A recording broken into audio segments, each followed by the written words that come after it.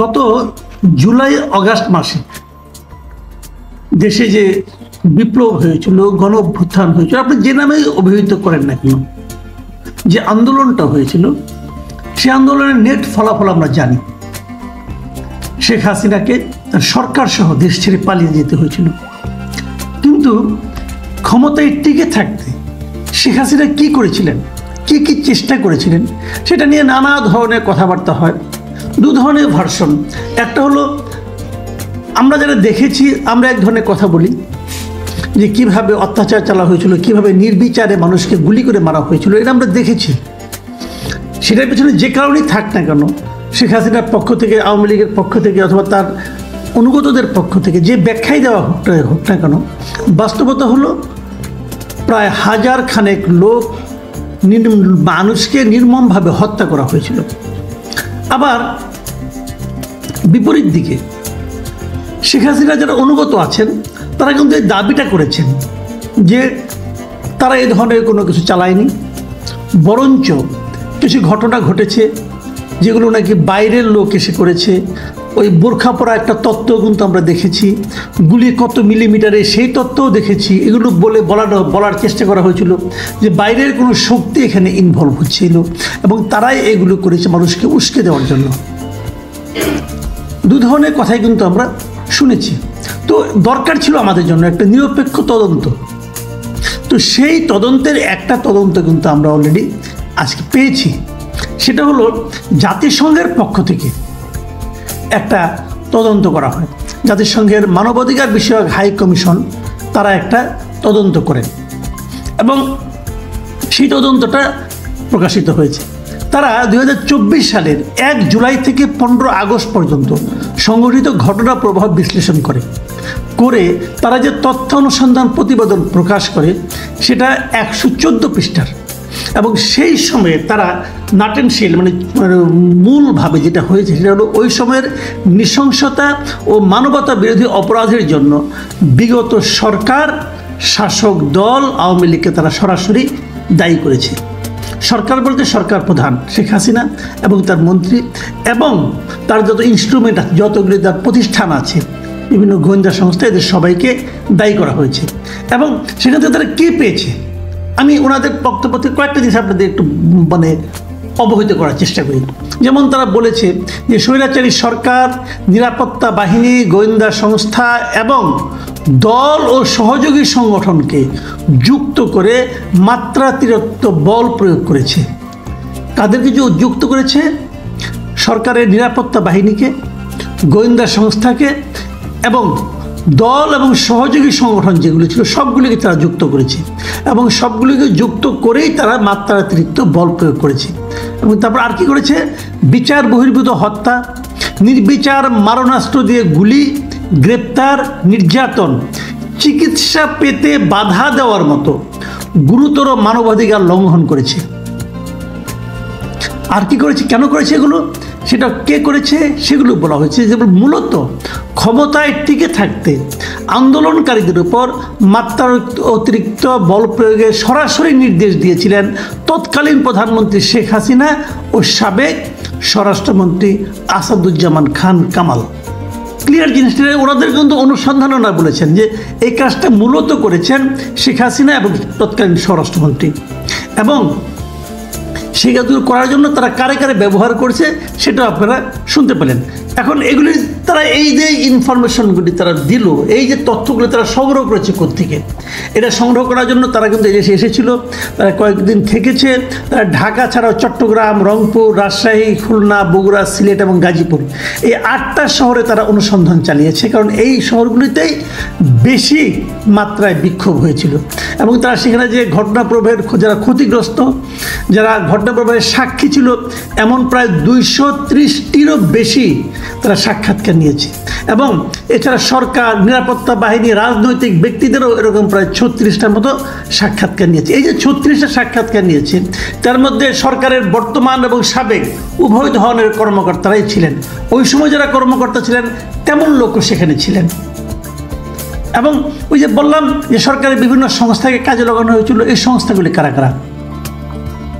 এদের মধ্যে ছিল প্রতিরক্ষা গোয়েন্দা পরিদপ্তর মানে ডিজিএফআই, জাতীয় নিরাপত্তা গোয়েন্দা সংস্থা মানে NSI, national telecommunication monitoring cell NTMC, পুলিশের গোয়েন্দা বিভাগ মানে ডিবি, পুলিশের বিশেষ শাখা মানে SB, counter terrorism and transnational crime CTTC, এই সমস্ত ইউনিটগুলো এই যে মানবাধিকার লঙ্ঘনের মতো কাজ তারা করেছে।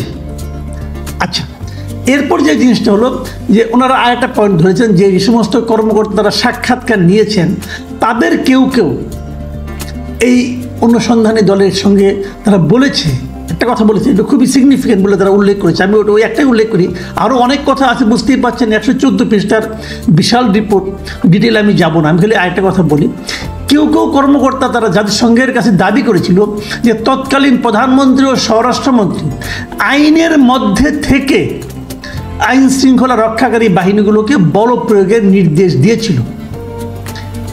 তার মানে তারা দাবি করছে যে প্রাইম মিনিস্টার এবং স্বরাষ্ট্রমন্ত্রী তারা এরকম মানে অতিরিক্ত অথবা এখতিয়ার বহির্ভূত পদক্ষেপ নিতে নিরুৎসাহিত করেছে, বলেছে আইন যতটুকু পারমিট করে ঠিক ততটুকু যেন তারা করে, এই ধরনের কথা ওই সরকারি কর্মকর্তারা বলেছে। তারপর তারা আরও বলেছে কিন্তু বাহিনীগুলো নিজে থেকে মাত্রার অতিরিক্ত বল প্রয়োগ করেছে, মানে যে মাত্রার অতিরিক্ত বল প্রয়োগ দেখা গেছে এর জন্য তারা দায়ী করেছে ওই বাহিনীগুলিকে, মানে সরকারের প্রধানমন্ত্রী এবং স্বরাষ্ট্রমন্ত্রীকে নয়। তার মানে স্বরাষ্ট্রমন্ত্রী এবং প্রধানমন্ত্রী নাকি চায় নাই যে এরকম গুলাগুলি হোক, ওই বাহিনীর লোকেরা নিজ দায়িত্বেই করেছে, এরকম কথা বলেছেন ওই সরকারি জ্যেষ্ঠ কর্মকর্তারা, মানে সচিব পর্যায়ের দুজন কর্মকর্তা হয়তো হবেন।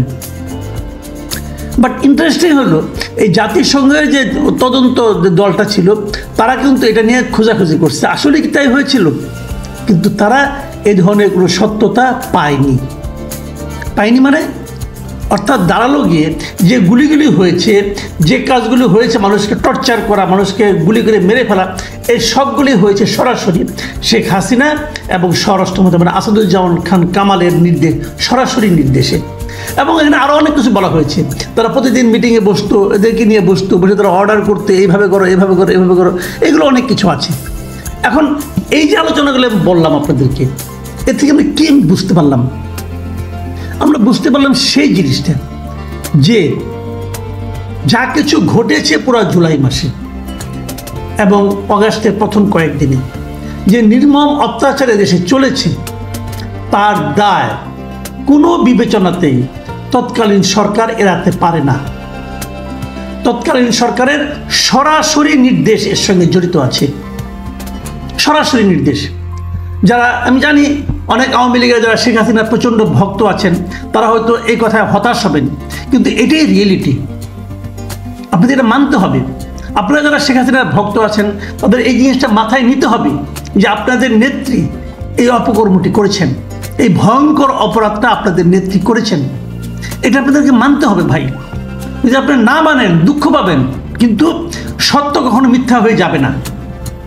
আরও অনেক তদন্ত হবে, হয়তো আপনি বলবেন যে এই সরকার ইন্টেনশনালি তদন্ত করেছে, এই সরকার ইচ্ছে করে একটা ভুল তদন্ত করেছে, এই সরকার হাসিনার বিরুদ্ধে হাসিনাকে অপরাধী প্রমাণ করার জন্য করেছে, কিন্তু এটা তো সরকার করে না, এটা জাতিসংঘ তদন্ত করেছে।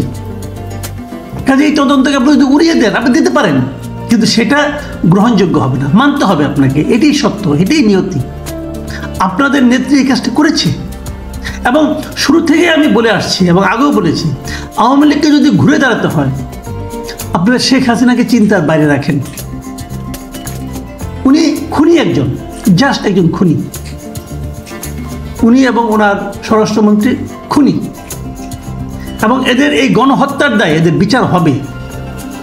যদি আদালত বিচার করতে ভুল করে, যদি আদালত বিচার করতে না পারে, দেশের মানুষ তার বিচার করবে। এবং আমি মনে করি যে এরা ছাড়াও আওয়ামী লীগের নেতৃত্ব দেওয়ার মতো অনেক লোক আছে, আওয়ামী লীগের লোকদের হতাশ হওয়ার কোনো কারণ দেখি না আমি। আপনারা বুঝবেন যে এই আওয়ামী লীগকে কেবল দেশটাকে কেবল না, আওয়ামী লীগকেও এই নেতৃবৃন্দ, আপনাদের এই যে আওয়ামী লীগের যে সর্বশেষ নেতৃবৃন্দ, তারা ডুবিয়ে দিয়ে গেছে। এদেরকে নিয়ে ভাসার চেষ্টা করেন না, এরা শেষ, এদেরকে বাদ দিয়ে চিন্তা করেন, কেবল তাহলে আওয়ামী লীগের সামনে একটা সম্ভাবনা আছে।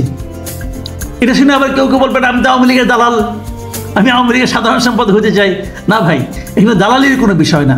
আমি এদেশের মানুষের জন্য, এদেশের জন্য যেটা ভালো হবে, এদেশের রাজনীতির জন্য যেটা ভালো হবে, সেটা আমি যেভাবে বুঝি আমি কেবল সেই ব্যাখ্যাটাই করছি। আমি এই সরকারেরও বিরোধী না, আমি আওয়ামী লীগেরও বিরোধী না, আমি বিএনপিরও বিরোধী না, আমি কারো দালালও না। আমি আমার উপলব্ধিটা কেবল আপনাদের সঙ্গে শেয়ার করি। আপনারা যদি এর সঙ্গে দ্বিমত পোষণ করেন জানাবেন, আমি সেগুলো নিয়ে আলোচনা করব। আমরা সমস্ত আলোচনার মাধ্যমে কারো দালাল না হয়ে, আপনারাও কারো দালাল হয়েন না ভাই। যার উপরে বিশ্বাস করবেন সেই আপনাকে হতাশ করবে, আমার অভিজ্ঞতা তাই বলে। কারোর উপর বিশ্বাস করার দরকার নাই। সে যতটুকু ভালো করবে ততটুকু প্রশংসা করবেন, যতটুকু খারাপ করবে তার সমালোচনা করবেন, সে যেই হোক না কেন। সেভাবে যদি ভাবতে পারেন কেবল তাহলেই এদেশের জনগণ একটা প্রকৃত রাজনৈতিক দলকে ক্ষমতায় আনতে পারবে, না হলে আবার আরেকজন আসবে।